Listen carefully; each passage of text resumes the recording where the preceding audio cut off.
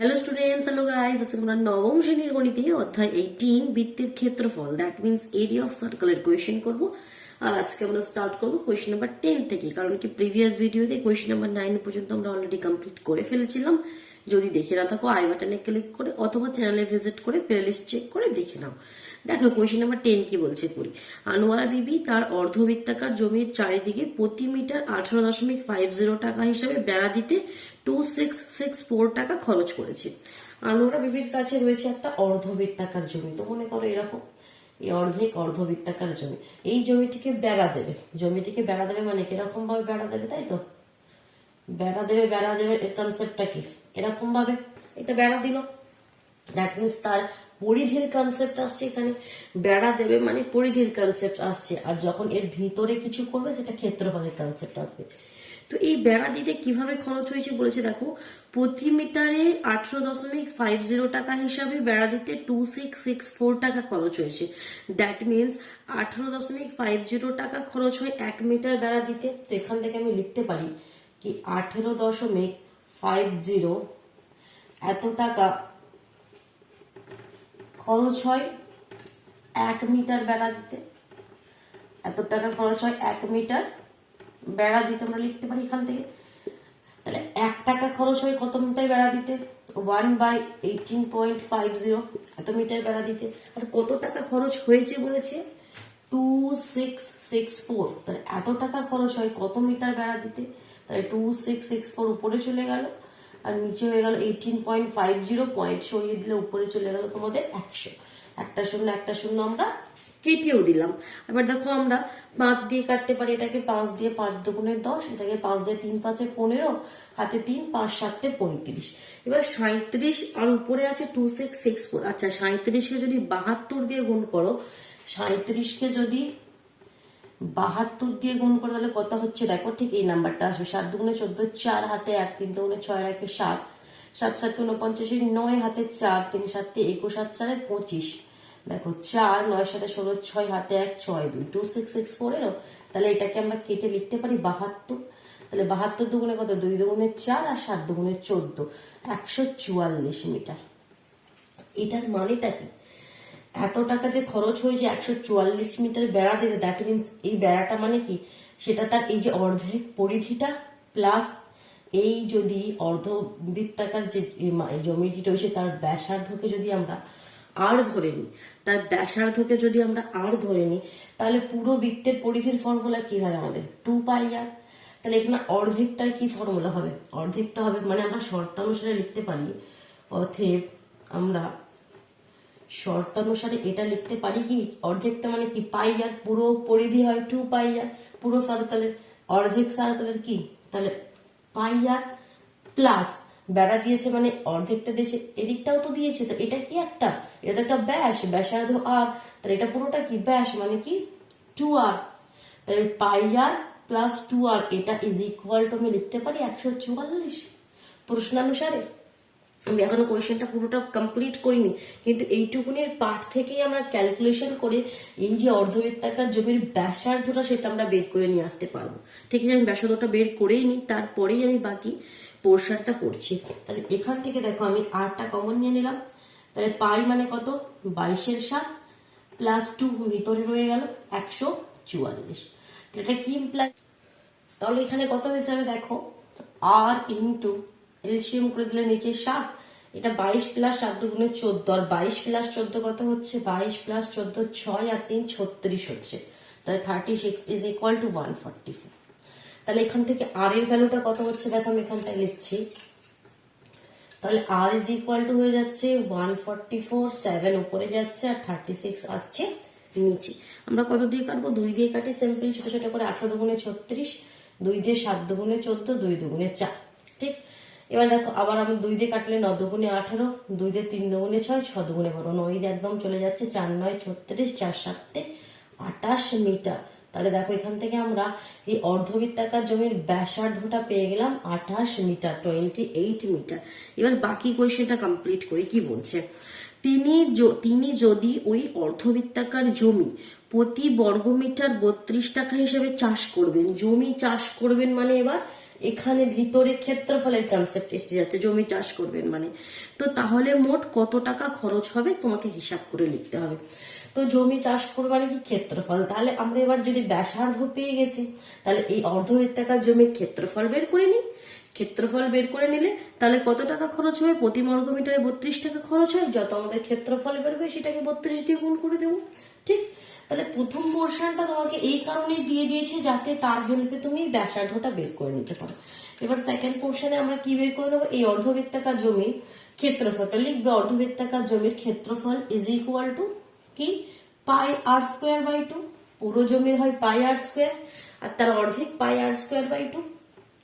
পাই মানে কত, 22/7, আর এখানে তোমার আর মানে কত 28 গণিত 28, আর নিচে 2 দিয়ে কেটে গেল 11, 7 দিয়ে কেটে দিলাম 4 7 28, তাহলে উপরে হয়ে গেল 11 ইন্টু 4 ইন্টু 28। সবগুলোকে গুণ করে দিলে পাবে 1232, 1232। তাহলে এবার মোট খরচ কত হবে, এত মিটারে কোয়েশ্চেনটি রয়েছে, তাহলে এত বর্গ মিটার বা ইংলিশে লিখলে মিটার স্কোয়ার। তাহলে মোট খরচ কত হবে, মোট জমিটি চাষ করতে মোট খরচ হবে 1232। কত বর্গ মিটারে বলে দিয়েছে, প্রতি বর্গ মিটারে 32 টাকা হিসেবে। তাহলে এটাকে 32 দিয়ে জাস্ট গুণ করে দিলে অ্যান্সার পেয়ে যাবে, এত টাকা মোট খরচ হবে। তাহলে কত হবে 39424, এটাকে গুণ করে দিলে অ্যান্সার পাবে 39424, এত টাকা। ঠিক ক্লিয়ার হলো? চল নেক্সট কোয়েশ্চেন আমরা মুভ করছি, কোয়েশ্চেন নাম্বার 11। কি বলছে, আজ আমার বন্ধু রজত একই বেগে দৌড়ে স্কুলের বৃত্তাকার মাঠটি যে সময় একবার প্রদক্ষিণ করলো, ঠিক একই বেগে মাঠের ব্যাস বরাবর দৌড়াতে তো 30 সেকেন্ড কম সময় নিল। কি বলছে কোয়েশ্চেনটা ক্লিয়ার করি। 10টা থেকে কোয়েশ্চেনটি মুছে দিচ্ছি, ক্লিয়ার হয়ে গেল। অসুবিধা হলে পজ করে সুন্দরভাবে ধীরে ধীরে সুন্দরভাবে বারবার দেখো, ঠিক আছে। যখন কনসেপ্ট ক্লিয়ার হবে না, একবার নয় কোয়েশ্চেনটিকে 2বার 3বার রিপিট করবে, দেখবে ঠিক ক্লিয়ার হয়ে যাবে। Next question number 11। একটা বৃত্তাকার মাঠ রয়েছে, একটা বৃত্তাকার মাঠ রয়েছে। আজ আমার বন্ধু রজত বলছে এই স্কুলে এই বৃত্তাকার মাঠটি বলছে এই যে গোল করে এরকম পরিধি বরাবর ঘুরতে তার যা সময় লাগলো, সে যদি এটাকে ব্যাস বরাবর যদি দৌড়ালো তো তার থেকে 30 সেকেন্ড কম সময় লাগলো, ঠিক। বলছে বৃত্তাকার মাঠটি একবার প্রদক্ষিণ করতে যে সময় লাগলো একই বেগে মাঠের ব্যাস বরাবর দৌড়াতে তার 30 সেকেন্ড কম সময় লাগলো। বৃত্তাকার মাঠের পরিধি মানে কি, মানে 2 পাই আর, মানে কি 2 পাই আর এত মিটার, এত মিটার যেতে তার যা সময় লাগে বলছে যদি সে ব্যাস বরাবর যায়, তার মানে 2 আর, এত মিটার যেতে তার 30 সেকেন্ড কম সময় লাগলো। এই ডিস্টেন্সটা যেতে তার 30 সেকেন্ড কম সময় লাগলো, ঠিক। এবার কি বলছে, তার গতিবেগ 9 মিটার পার সেকেন্ড হলে স্কুলের মাঠটির ক্ষেত্রফল হিসাব করে লিখি। তোমাকে ক্ষেত্রফল মানে কি পাই আর স্কোয়ার চাইছে, দ্যাট মিনস তোমাকে আর আগে ফাউন্ড করতে হবে ব্যাসার্ধ, না হলে আমরা ক্ষেত্রফল নির্ণয় করতে পারবো না। তো এবার দেখো বলছে তার গতিবেগ কত, বলছে 9 মিটার পার সেকেন্ড। তার গতিবেগ, আমার বন্ধুর গতিবেগ কত বলছে 9 মিটার পার সেকেন্ড। তার মানে কি 1 সেকেন্ডে যায় 9 মিটার, তার মানে 9 মিটার যেতে কত সময় লাগে, 1 সেকেন্ড। তাহলে আমরা আগে বের করে নেব কি এই যে 2 পাই আর মিটার, মানে পরিধি বরাবর গেলে কত সময় লাগছে আর ব্যাস বরাবর গেলে কত সময় লাগছে আগে বের করে নি। তাহলে আমাকে বইয়ে দিয়ে দিয়েছে কি 9 মিটার যেতে সময় নেয় 1 সেকেন্ড, এটা বইয়ে দেওয়া আছে, এখানে কোনো মানে আমি নিজেকে কিছু লিখছি না। তাহলে 1 মিটার যেতে কত সময় নেবে, 1 মিটার যেতে সময় নেবে 1 এর 9 সেকেন্ড, 1 মিটার যেতে সময় নেবে 1 এর 9 সেকেন্ড। আর কত মিটার আমি চাইছি, একবার চাইছি 2 পাই আর মিটার, তাহলে এত মিটার যেতে সময় নেবে 2 পাই আর বাই 9 সেকেন্ড। আর একবার চাইছি 2 আর, তাহলে 2 আর মিটার যেতে সময় নেবে 2 আর বাই 9 সেকেন্ড। যেটা চাইছি সেটা উপরে যাবে, 9টা নিচে আসবে, ঠিক। তাহলে এই যে 2 পাই আর মিটার যেতে সময় কত নিল, সময় নিল 2 পাই আর বাই 9, এত সেকেন্ড সময় নিল। আর এই 2 আর মিটার যেতে কত সময় নিল, 2 আর বাই 9, এত সেকেন্ড সময় নিল। এবার বলছে এই দুটো সময়ের মধ্যে ডিফারেন্স কত, 30 সেকেন্ড। এই সময়টা তো কম বলছে, এটা যেতে 30 সেকেন্ড কম সময় লাগে। দ্যাট মিনস এই সময়টা থেকে যদি এই সময়টা মাইনাস করি মানে কি 30 সেকেন্ড, তাই তো। তোমায় কোনো এক জায়গায় যেতে বলছে, তোমার মনে করো 60 সেকেন্ড সময় লাগলো, একটা ডিস্টেন্স সাপোজ আমি বোঝাচ্ছি, 60 সেকেন্ড সময় লাগলো। আর একটা যেতে বলছে 30 সেকেন্ড, সেই দূরত্বটাই অন্যভাবে যেতে বলছে 30 সেকেন্ড সময় লাগলো। তাহলে দুটো সময়ের মধ্যে ডিফারেন্স কত বলছে 30, তো সেই 30টা কত পাবো? বড় সময়টা থেকে এখানে ছোট সময়টা মাইনাস করলে তবে সেই 30টা পাবো। তো সেটাই করছি, এটা যেতে বেশি সময় লাগছে, এটা যেতে কম সময় লাগছে, তাহলে দুটোর মধ্যে ডিফারেন্স বলে দিয়েছে বই 30 সেকেন্ড। তাহলে আমরা শর্তানুসারে লিখতে পারি, কি পোর্শনটা ক্লিয়ার করে দিলাম। তাহলে শর্তানুসারে আমরা কি লিখতে পারি, কি অতএব শর্তানুসারে আমরা লিখতে পারি 2πr/9 minus 2r/9 is equal two কত? 30। তো এখান থেকে ক্যালকুলেশন করে আমরা কিন্তু আর এর ভ্যালুটা পেয়ে যাবো। চলো আগে আর এর ভ্যালুটা বের করে নিই। আর এর ভ্যালু পেয়ে গেলাম মানে ক্ষেত্রফল বের করে দিতে পারবো। তো এখানে কি সব ভ্যালু পুট করবে এরকম ক্যালকুলেশনে? না, 2π/9 দেখো 2r/9 দুটোতেই কমন আছে, 2r/9 সেটা কমন নিয়ে নাও। তাহলে এখানে পড়ে রইল পাই মানে 22/7, এখানে পড়ে রইল শুধু 1 ইজ ইকুয়াল টু 30। তাহলে এখানে কত হয়ে গেল দেখো, 2r/9 ইন্টু এটা ক্যালসিয়াম করে দাও, 22 মাইনাস 7, তাহলে 22 থেকে 7 বাদ দিয়ে দিলে কত হয়ে যাবে? 15 ইজ ইকুয়াল টু 30।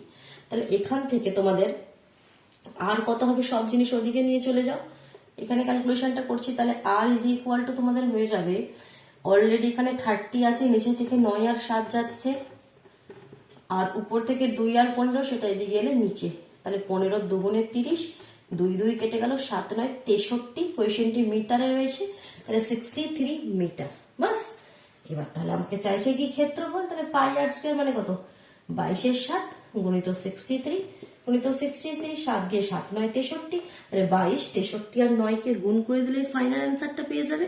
আর গুণ করে দিলে তোমরা পাবে কত? 12474। কত পাবে?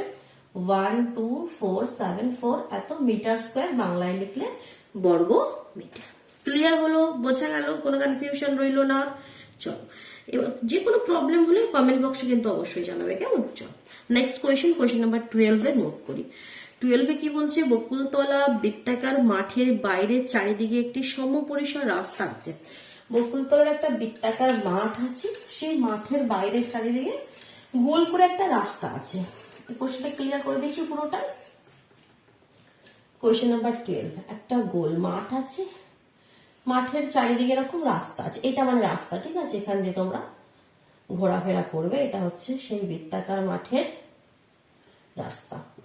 ঠিক, এবার কি বলছে দেখি, রাস্তাটির বাইরের সীমারেখার দৈর্ঘ্য ভিতরের সীমারেখার দৈর্ঘ্য অপেক্ষা 132 মিটার বেশি।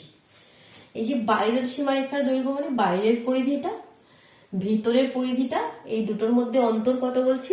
132, বাইরেরটা 132 মিটার বলছে বেশি। তাহলে এই যে মাঠটির ব্যাসার্ধটাকে যদি আমি আর ধরে নিই, এটা মানে শুধুমাত্র রাস্তা বাদে, আর রাস্তা সহ এই পুরোটাকে যদি, অথবা এটা যদি R1 ধরে নিই, আর এই পুরোটাকে যদি R2 ধরে নিই, তো তোমাকে বলে কি দিয়েছে? বাইরের পরিধিটা কত? 2π আর পরিধির ফর্মুলা, তাহলে এখানে R2 ধরেছি, 2πr2 মাইনাস 2πr1, এটা বলে দিয়েছে 132। বাইরের পরিধি মাইনাস ভিতরের এই পরিধি, সীমারেখার পরিধি, এই দুটোর মধ্যে অন্তর 132 তোমাকে বলে দিয়েছে, দেখতে পাচ্ছ, এটা বলে দিয়েছে। আর কি বলছে দেখি, পথটির ক্ষেত্রফল 14190। এই যে শুধুমাত্র পথ, এই যে পথটির ক্ষেত্রফল বলছে 14190। তো এই পথের ক্ষেত্রফল আমরা কিভাবে পাবো? পুরো রাস্তা সহ এই যে পুরো বৃত্তাকার মাঠের ক্ষেত্রফল কি, মানে পুরো সার্কেলটা, এই ক্ষেত্রফল কত? ফর্মুলা কি? πr² বৃত্তের ক্ষেত্রফল। এই ক্ষেত্রে আর মানে কি? পুরোটা নিতে হবে R2, তার মানে কি πr2²। ঠিক, এটা থেকে যদি আমি মাইনাস করে দিই, এই ভেতরের আমাদের শুধু এই মাঠটা থাকবে, এটা যদি মাইনাস করে দিই তবেই তো আমরা শুধু রাস্তা পাবো।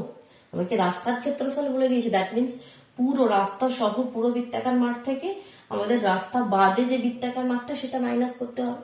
তো তোমরা যদি লেখো এভাবে লিখতে পারো, রাস্তা সহ বৃত্তাকার মাঠটির ক্ষেত্রফল মাইনাস রাস্তা বাদে বৃত্তাকার মাঠটির ক্ষেত্রফল, দ্যাট মিনস πr1²। এটা আবার তোমাকে বলে দিয়েছে কত?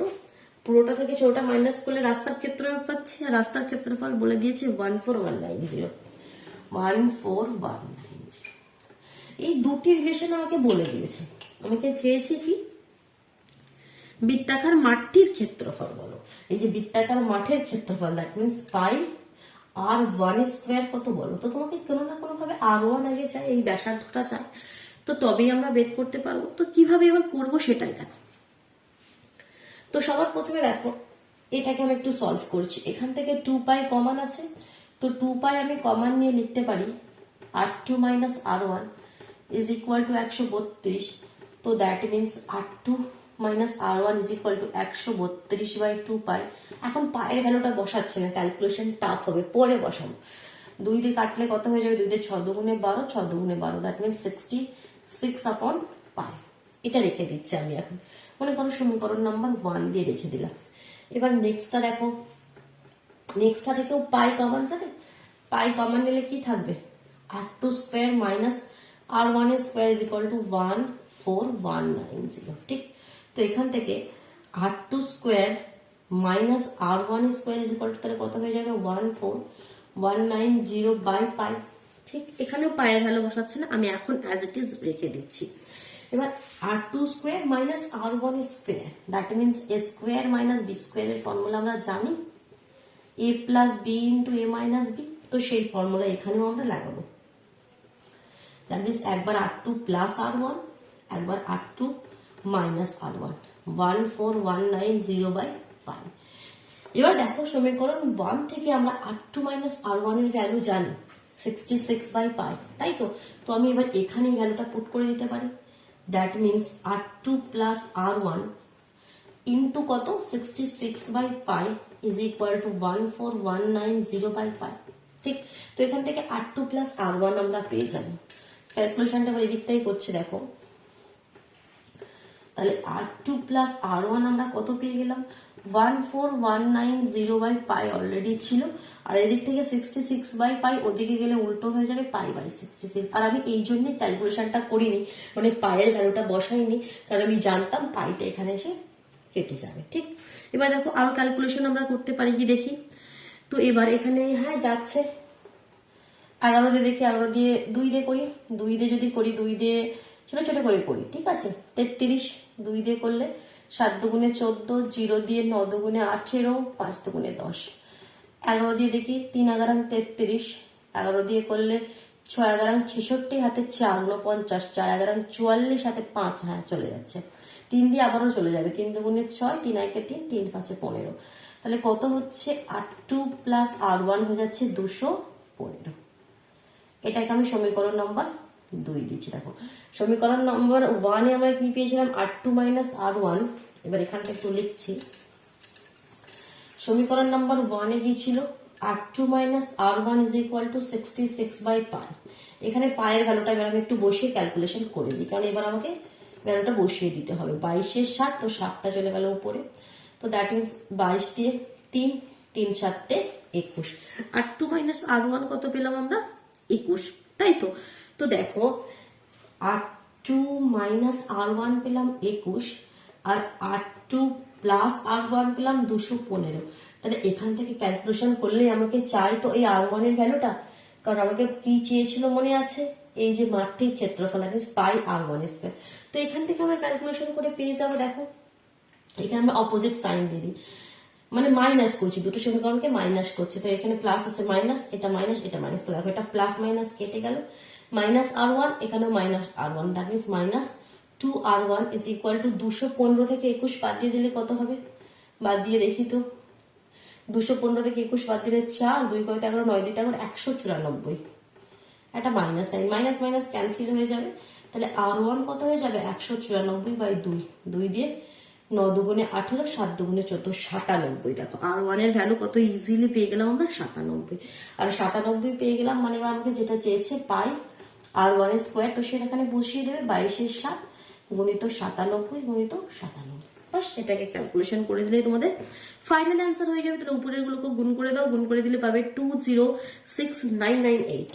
আমি এখানে লিখছি 206998 998 আর নিচে তোমাদের 7, 206 998 সাথে। এবার ঠিক আছে, তোমরা ভাগ করতেও পারো অথবা এভাবেই রেখে দিতে পারো এত বর্গ মিটার। কোয়েশ্চেনটা মিটার রয়েছে, বর্গ মিটার। ঠিক, চলো এবার নেক্সট কোয়েশ্চেন নাম্বার 13 যাই। দেখো নেক্সট কোয়েশ্চেন নাম্বার 13 আমাদের যেটা বলছে, দেখো এই ফিগারটা দিয়ে দিয়েছে, এখানে যে রেখাঙ্কিত অঞ্চলের ক্ষেত্রফল তোমাকে চাইছে। রেখাঙ্কিত মানে এই যেখানে আমি এখানে এগুলো সেট করে রেখেছি, এই যে এইটা, এই পোর্শনটা, উপরের এই পোর্শনটা আর এই দিকের পোর্শনটা, এটা তোমাকে চাইছে। তোমরা কম্পাস দিয়ে ভালো করে ড্রয়িংটা করবে, আমি হাতে করে ইন জেনারেল করেছি, কেমন? তো এখানে আর কি দিয়ে দিয়েছি, এবিসিডি একটি বর্গক্ষেত্র ভিতরে রয়েছে, সার্কেলের ভিতরে একটা বর্গক্ষেত্র রয়েছে, আর এই বৃত্তের ব্যাসার্ধের দৈর্ঘ্য দিয়ে দিয়েছি 7। মানে যদি এটা সেন্টার হয় ও, তাহলে এই যে ব্যাসার্ধটা মানে ওসি বা ওবি যেদিক থেকেই দেখো, সেই ব্যাসার্ধটা আমাকে দিয়ে দিয়েছে কি 7 centimetre, r is equal to দিয়ে দিয়েছে কি 7 সেন্টিমিটার। ঠিক, তো কিভাবে করবে দেখো, এই পুরো সার্কেলটা থেকে যদি এই যে বর্গক্ষেত্রটা মাইনাস করে দিলে তো বাকিগুলো পেয়ে যাবো। এই পুরো সার্কেলের ক্ষেত্রফল থেকে আমি যদি যে মিডিলে যে বর্গক্ষেত্রটা রয়েছে এটাকে যদি মাইনাস করে দিই, এই বর্গক্ষেত্রটাকে যদি মাইনাস করে দিই, বাস তাহলেই তো সাইড পেয়ে যাবো। তো সেটাই করব, বৃত্তের ক্ষেত্রফল থেকে বর্গক্ষেত্রের ক্ষেত্রফল মাইনাস করব। বৃত্তের ক্ষেত্রফলের ফর্মুলা কি? প্রথমে বৃত্তের ক্ষেত্রফল আমরা বের করে নিই। বৃত্তের ক্ষেত্রফল কি? বৃত্তের ক্ষেত্রফলের ফর্মুলা তোমরা জানো, বলো। পাই আর স্কোয়ার। পাই আর মানে 7 গুণিত 7, 7 7 কেটে গেল, 7 দুগুণে 14, 4 হাতে 1, 154 মিটারে রয়েছে সেন্টিমিটার না, তাহলে বর্গ সেমি। তাহলে বৃত্তের ক্ষেত্রফল আমরা পেয়ে গেলাম 154 বর্গ সেমি। এবার তোমাদের টাফ যেখানে লাগবে, যেখানে তোমরা করতে পারবে না, একটু প্রবলেম হতে পারে, সেটা হচ্ছে বর্গক্ষেত্রের ক্ষেত্রফল। তাই তো, ঠিক বলছি তো? কারণ বর্গক্ষেত্রের ক্ষেত্রফলের ফর্মুলা কি? Side into side. একটা বর্গক্ষেত্র, সেই বর্গক্ষেত্রের ক্ষেত্রফলের ফর্মুলা কি? Side into side. কারণ বর্গক্ষেত্রের 4টি বাহুই সমান হয়, বাহুকে যদি আমরা এ ধরে নিই, দ্যাট মিনস এ ইন্টু এ। কিন্তু এই তো সাইড তো আমাকে দিয়ে দেয়নি, আমাকে এটা দিয়েছে 7। এই বৃত্তের ব্যাসার্ধটা 7, মানে ওসি যদি 7 হয়, ওই তোমাদের 7 হবে, মানে পুরো এসিটা, এটা কত? তাহলে 14, মানে কি কর্ণটা দিয়ে দিয়েছে 14। আর আমরা জানি বর্গক্ষেত্রের কর্ণ ইজ ইকুয়াল টু √2 ইন্টু বাহু। আমরা কি জানি, লিখবে ভাবে, আমরা জানি বর্গক্ষেত্রের কর্ণ ইজ ইকুয়াল টু √2 ইন্টু বাহু।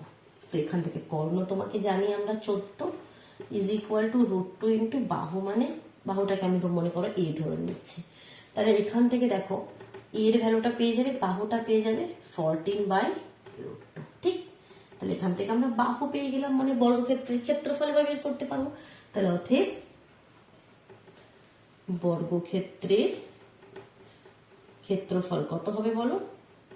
বাহু ইন্টু বাহু মানে 14/√2 ইন্টু 14/√2, √2 কত 2 হয়ে যায়, মানে 14 ইন্টু 14/2, 2 দিয়ে কেটেও যাবে, 7 দুগুণে 14, 7 14 কত 98 হয় না, 7 14 98, তাহলে 98 বর্গ সেমি।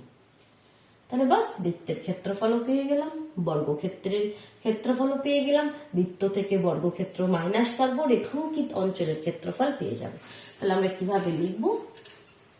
অতএব যেভাবে বই কোয়েশ্চেনটি বলেছে কি রেখাঙ্কিত অঞ্চলের ক্ষেত্রফল, তোমরা সেভাবেই লিখবো। অতএব রেখাঙ্কিত অঞ্চলের ক্ষেত্রফল ইজ ইকুয়াল টু কত হবে তাহলে? 154 মাইনাস 98, সিম্পল, মাইনাস করে দিলে পেয়ে গেলে 56 সেন্টিমিটার স্কোয়ার। ইংলিশে লিখলে, বাংলায় লিখলে বর্গ সেমি। নেক্সট 13 দাগের আবার আরেকটি কোয়েশ্চেন রয়েছে, দুটি কোয়েশ্চেন রয়েছে না 13 দাগে, একটা ফার্স্ট আর একটা সেকেন্ড কোয়েশ্চেনের ফিগারটা কিভাবে আছে আগে সেটা করি। একটা বর্গক্ষেত্র রয়েছে, দেখো সেই বর্গক্ষেত্রের প্রতিটি বাহুর মিডল পোর্শন কেটে নেবে, কেটে নিয়ে এরকম ভাবে প্রতিটি কোণে একটা করে সার্কেল করেছে। ঠিক, এটাই তো করেছে এরকম ভাবে। এবার এখানে রেখাঙ্কিত অঞ্চল কোনটা? এই যে কোণগুলোকে ছেড়ে দিয়েছে, শুধু এটা বলছে রেখাঙ্কিত। আচ্ছা, এটা বলছে রেখাঙ্কিত। তো কিভাবে আমরা করবো দেখ, কিভাবে আগে আইডিয়াটা নিয়ে আসি। বাকি আগে না আর কি বলে দিয়েছে, ব্যাসার্ধটা আমাকে বলে দিয়েছে 3.5, ঠিক আছে, ব্যাসার্ধ বলে যে প্রতিটি সার্কেলের ব্যাসার্ধ 3.5 বলা আছে। দ্যাট মিনস এই যে এখান থেকে এতটা ব্যাসার্ধ, এটা আরটা বলে দিয়েছে। প্রথমে একটা সার্কেলকে আমি ভালোভাবে এখানে দেখাই, এই একটা সার্কেল, তো এই সার্কেলটাকে যদি ঠিক সমান 4 ভাগে ভাগ করে দিই, সমান 4 ভাগে ভাগ করে দিই, তার মধ্যে দেখো এই এক ভাগ, এই পোর্শনটা তোমাকে এখানে কোনো শেড করেনি, তাই তো, এটা শেডেড এরিয়া নয়, এটা ছেড়ে দিয়ে বাকি এই 3টে পোর্শনকে, এবারে এই দাগগুলো সরিয়ে দিয়ে এটাকে আমাদের রেখাঙ্কিত করে দিয়েছে, বলছে এই যে রেখাঙ্কিত অঞ্চলটা আমাকে চাইছে। তাহলে বৃত্তটাকে যদি 4 ভাগে ভাগ করি, তার 3 ভাগের ক্ষেত্রফল আমাকে চাই, 1 ভাগটা মাইনাস করতে হবে, তাই তো। তাহলে 1 ভাগটা মাইনাস করতে মানে এটা আমরা বলতে পারি কি, প্রতিটি বৃত্তের যে অংশটুকু রেখাঙ্কিত নয় সেটি বৃত্তের 1/4। এই কথাটাকে বোঝো, প্রতিটি বৃত্তের যে অংশটুকু রেখাঙ্কিত নয়, যে অংশটুকু রেখাঙ্কিত নয় সেটা বৃত্তের 1/4, মানে কি 4 ভাগের, সেটা 4 ভাগের 1 ভাগ। তো সেটাই আমরা করবো। দেখো প্রথমে আমি পুরোপুরি এই 4টে বৃত্তের ক্ষেত্রফল বের করে নিচ্ছি, ঠিক। এবার দেখো 4টে বৃত্তের ক্ষেত্রফল মানে কি, এটাও চলে আসছে আমাকে। সেই 4টে বৃত্তের ক্ষেত্রফল থেকে আমি এই 4টে পোর্শন মাইনাস করবো। 4টে পোর্শন মানে তাহলে কি, এইটা কি বৃত্তের তোমার 1/4 বলেছি, বৃত্তের 4 ভাগের 1 ভাগ, বৃত্তের ক্ষেত্রফল কত হয় আমাদের পাই আর স্কোয়ার, তার সেটাকে 4 দিয়ে ভাগ করে দেবে, তাহলে 4 ভাগের 1 ভাগ হবে। তো এরকম সিচুয়েশন কবার পাবে তোমরা, 4 বার, কারণ 4টে বৃত্ত আছে, দ্যাট মিনস 4 বার। তাহলে পুরো 4টে বৃত্তের ক্ষেত্রফল থেকে এই জিনিসটাকে আমরা মাইনাস করবো, এই পোর্শনটাকে ক্লিয়ার করবো। 4টে বৃত্তের ক্ষেত্রফল মানে কি, আমরা এই সব পুরোপুরি পেয়ে গেলাম, তখন এইগুলোও পেয়ে যাচ্ছে। 4টে বৃত্তের ক্ষেত্রফল সিম্পল যে ফর্মুলা আমাদের পাই আর স্কোয়ার দিয়ে বের করবো, সেটাকে 4 দিয়ে গুণ করবো, 4টে বৃত্তের ক্ষেত্রফল পেয়ে গেলাম। 4টে বৃত্তের ক্ষেত্রফল থেকে আমরা এই যে পাই আর স্কোয়ার বাই 4 বৃত্তের 1/4, এটাকে 4 দিয়ে গুণ করে, মানে 4টে বৃত্তের 1/4 বাদ যাবে, তো 4 দিয়ে গুণ করে মাইনাস করে দিচ্ছি এই পুরোটা থেকে, ঠিক এটাই করবো। তাহলে দেখো এবার কিভাবে লিখছি, দেখো উপরে পোর্শনটা ক্লিয়ার করে দিচ্ছি, এটা 13 দাগে 2 কোয়েশ্চেন। তাহলে প্রথমে আমরা কি করে নেবো, এই 4টি বৃত্তের ক্ষেত্রফল বের করে নিই। প্রথমে করে রেখি 4টি বৃত্তের ক্ষেত্রফল। 4টি বৃত্তের ক্ষেত্রফল কত হবে, 4 ইন্টু পাই আর স্কোয়ার, 4 ইন্টু 22/7 ইন্টু আর কত বলে দিয়েছিল এখানে 3.5, তার মানে তোমাদের 35/10, পয়েন্টটাকে যদি সরিয়ে দিই 35/10, আর স্কোয়ার রয়েছে 7 দিয়ে একটাই কাটবে, 5 7 35, 10 দিয়ে 4 কাটবে, 22 কাটবে, একদমই কাটার দরকার নেই, বারবার বলেছি আমি। উপরের গুলোকে গুণ করে দেবে, উপরের গুলোকে গুণ করে দিলে পাবে 15400, 15400, নিচে আছে 100, তো সেই 20 কেটে যাবে, সিম্পলি অ্যান্সার এসে গেল 154। কোয়েশ্চেনটি কিসে রয়েছে আমাদের, সেন্টিমিটারে রয়েছে, তাহলে এত সেন্টিমিটার স্কোয়ার, ঠিক। এবার দেখো যে কথাটা আমি বলছিলাম সেটা লিখে নেবে, কি প্রতিটি বৃত্তে যে অংশটুকু রেখাঙ্কিত নয়, প্রতিটি বৃত্তে যে অংশটুকু মুছিয়ে দিলাম, রেখাঙ্কিত নয়,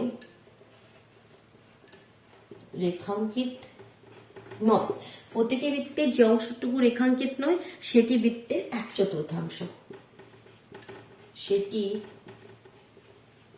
বৃত্তের 1/4, ঠিক। তাহলে অতএব রেখাঙ্কিত অঞ্চলের ক্ষেত্রফল কত হবে বলো, তাহলে পুরোটা 4টি বৃত্তের কত পেয়ে গেছি আমরা 154, তা থেকে মাইনাস করে দেবো বলছি 4 গুণিত পাই আর স্কোয়ার বাই 4, ঠিক। এটা হচ্ছে 4 ভাগের 1 ভাগ, সেটাকে 4 দিয়ে গুণ করো, কারণ 4টি বৃত্তের ক্ষেত্রে কেসটি আমরা পাচ্ছি। তাহলে কত হয়ে গেল 154 মাইনাস, এটা তো 4 4 কেটেই গেল, 22 7 গুণিত 35 10,